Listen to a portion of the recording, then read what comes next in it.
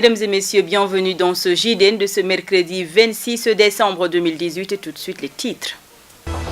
Le gouverneur salue l'engagement des femmes de l'ASCODEF Sud et appelle à l'unité pour réussir leur mission de promouvoir les produits locaux et de développer leur région.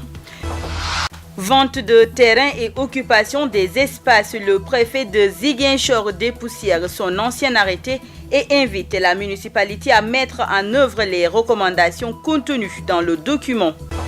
L'actualité internationale mettra fin à cette édition. C'était le sommaire. Le développement, c'est dans un instant. Bienvenue à tous. Satisfaits de la mobilisation des femmes à promouvoir les produits locaux et de leur volonté à développer la région, l'autorité administrative plaide pour la consolidation de leur unité. Pour le gouverneur, les potentialités de la région offrent des opportunités aux femmes de démontrer leur capacité d'actrice du développement. Nous l'écoutons au micro de Boubacar Sambo. Après que l'État ait mis ce cadre-là en place pour développer les activités économiques, si nous voyons des femmes braves qui s'engagent déjà dans cette voie, notre devoir est de les soutenir, notre devoir est de vous accompagner. Madame la Présidente, voilà ce qui motive notre engagement à vous accompagner, à vous soutenir. Je voudrais véritablement vous féliciter. Vous l'avez dit, votre association vient de naître, mais elle a fini par prouver que les femmes sont en mesure de jouer leur rôle dans le développement économique et social de la région. Nous vous encourageons à continuer, parce que ce qui est le plus marquant dans votre association, c'est l'unité que j'ai notée à votre niveau. Maintenez cette unité-là, maintenez cette entente. C'est ça qui vous poussera à aller vers les choses sérieuses, c'est ça qui vous donnera la force de réussir votre ambition. Et nous vous soutiendrons. Tant qu'il sera possible de le faire, nous vous accompagnerons. Vous pouvez compter sur les services de l'État qui sont là pour vous accompagner. L'organisation de cette foire n'a pas été facile, mais grâce à l'implication de tout le monde, nous avons réussi le pari. Parlons littérature à présent. L'enseignant-chercheur Omar Sadio va bientôt mettre dans les librairies et bibliothèques deux ouvrages politiques et religieux, l'un intitulé Helcom, pensée de Serigne Touba, l'autre sur Abdoulaye Wade 2012. Un rendez-vous manqué par le Sénégal. La cérémonie de présentation a eu lieu ce lundi à l'université Assane Seck de Ziguinchor. Le premier ouvrage que je lui consacre donc est intitulé comme suit, Helcom, la science et l'économie, pensée par Cheikh Salih Mbacké Serigne Touba.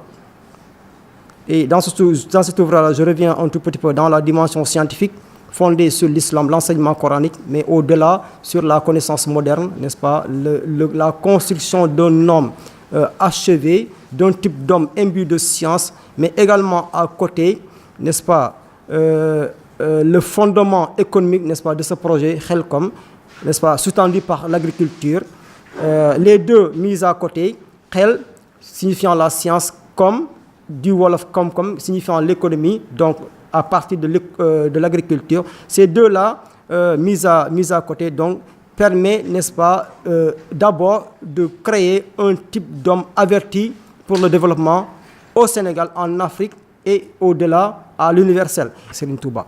L'autre ouvrage, le second, si vous voulez bien, est consacré, n'est-ce pas, à l'ancien président de la République du Sénégal. Il s'agit bien évidemment de, je le nomme ainsi à dessein, le professeur président Abdoulaye Wade. Les États-Unis d'Afrique perçus par l'icône panafricain. 2012, le rendez-vous manqué des Sénégalais. Donc là, je reviens un tout petit peu sur à la fois la trajectoire scientifique de l'homme, je vais nommer le professeur président Abdoulaye Wade, mais également sur, si vous voulez, sa vision intrinsèque, sa vision iconoclaste, géopolitique, n'est-ce pas, pour le développement du Sénégal, du pays, pour le développement de la région d'Afrique, mais éventuellement pour la paix, le développement mondial. Inquiet du nombre de manifestations contre l'occupation des terrains et litiges fonciers, le préfet de la région a haussé le ton pour rappeler à l'ordre. Ibra Fall insiste sur le respect de l'arrêté qu'il avait sorti et dont les recommandations restent en vigueur. Un rappel à la municipalité qui doit mettre en œuvre cette interdiction. Nous l'écoutons au micro de Famara Niassi.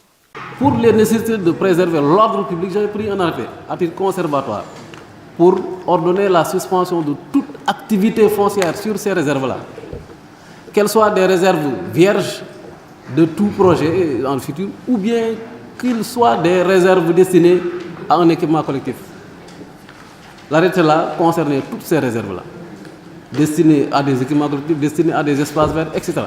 Parce que, pour la plupart, pour ne pas dire pour toutes ces réserves, la procédure qui a abouti à leur morcellement n'a pas respecté la loi. On n'a pas respecté la loi dans les procédures de morcellement de ces réserves-là. C'est pourquoi, avec toutes les lettres de protestation et toutes les contestations, marches, points de presse, etc. enregistrés, j'avais pris cet arrêté-là pour ordonner la suspension de toutes ces opérations. Que ce soit morcellement, bornage, construction, tout. Alors, j'ai constaté malheureusement qu'il y a par-ci, par-là des violations. Des gens profitent peut-être de quelques moments d'inattention, de défaut de suivi pour procéder à des opérations de morcellement, de bornage, etc. C'est le cas de Kandjala. Donc, je demande à toute personne impliquée dans ça d'arrêter. Parce que l'arrêté-là reste toujours en vigueur. On se retrouvera le moment venu au sein d'une instance peut-être pour débattre dans les détails de toutes ces questions-là. En sport, les acteurs du football populaire appellent à l'unité des ODCAV de Ziguinchor, volonté affichée lors de la finale départementale jouée le samedi 22 décembre au stade Alioune Sitoé Diatta. La réussite de ce rendez-vous sportif qui s'est soldé par la victoire de Tabanka 2-1 face à Nema 2 en cadet et celle de Kadior 1-0 face à Yamatogne. Un senior a été choisi pour lancer cet appel, une finale parrainée par Seydou Sané, premier adjoint au maire. Il faut que tout le monde se réunisse parce que l'union fait la force. Imaginez aujourd'hui nous avons rempli le stade et on peut le faire mieux encore avec les autres. Et je pense que nous sommes dans la bonne dynamique. Les uns et les autres ont compris qu'il faut aller ensemble. Il faut aller ensemble pour éclater et éclore davantage les talents qui sont cachés un peu partout. Parce que quand on se déchire, on inhibe en même temps les talents. Je pense qu'il y a beaucoup de potentialité dans la région de Ziguinchor et en étant un et indivisible, on peut permettre aux jeunes de développer leur talent et de se prévaloir jouer dans de grands clubs. Par rapport à l'unité, nous l'avons tout le temps prôné. Depuis le départ, depuis le renouvellement jusqu'à aujourd'hui, nous n'avons cessé de prôner les retrouvailles, nous n'avons cessé de prôner l'unité. Cette année même, on a été convoqué 2 fois de suite par le préfet, mais malheureusement de l'autre côté, les lignes ont refusé de bouger. Donc, qu'est-ce qu'on fait? On continue, nous sommes dans ce que nous sommes en train de faire. Nous constatons que quelque part, nous sommes en train de faire du navetan. Et c'est ça que la jeunesse veut. Donc pour nous, on avance.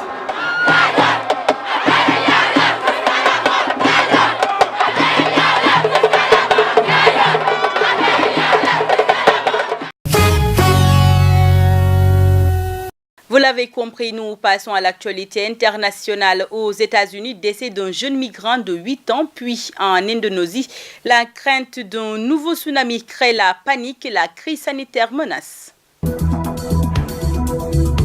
Soudain, la panique s'empare de ses habitants de Sumur et des secouristes, à travers la boue laissée par la précédente vague. Ils fuient car un autre raz-de-marée est imminent. Certains trouvent refuge sur le toit d'une mosquée épargnée. Fausse alerte pour cette fois, la mer est restée calme. Dans le détroit de la Sonde, l'Ana Krakatau continue de déverser ses coulées après son éruption de samedi et le tsunami qui s'en est suivi. Une grande partie de la côte de la province de Banten à l'ouest de l'île de Java est dévastée. 3 jours après la catastrophe, les secours cherchent toujours des survivants. Le bilan s'est encore alourdi 429 morts, 1400 blessés et 128 disparus. Seuls les bâtiments en dur ont résisté. Les autres ont été pulvérisés. Des milliers de survivants sont désormais sans abri. Eau potable, nourriture, vêtements. Tout manque à ces Indonésiens pour qui la crise sanitaire menace désormais. Un garçon guatémaltèque de 8 ans détenu aux États-Unis est mort dans un hôpital du Nouveau-Mexique mardi, alors qu'une autre fillette décédée également aux mains des autorités était enterrée au Guatemala. Le petit garçon arrêté par le service des douanes et de la protection des enfants avait été transféré immédiatement lundi avec son père vers une structure hospitalière après avoir montré des signes de maladie possibles selon un communiqué du CBP transmis à l'AFP. Le Guatemala, pays d'origine de l'enfant, va demander aux autorités américaines une enquête transparente et sérieuse sur cette affaire, a réagi le ministère guatémaltèque des Affaires étrangères dans un communiqué. Des rapports médicaux ont été demandés pour clarifier les causes du décès, a ajouté le ministère. Les autorités guatémaltèques ont précisé que l'enfant et son père avaient été arrêtés le 18 septembre alors qu'ils traversaient la frontière américaine pour gagner la ville d'El Paso au Texas. Puis, le 23, ils ont été transférés au poste de police des frontières du Nouveau-Mexique. C'est la fin de cette édition. Merci de l'avoir suivi. Au revoir.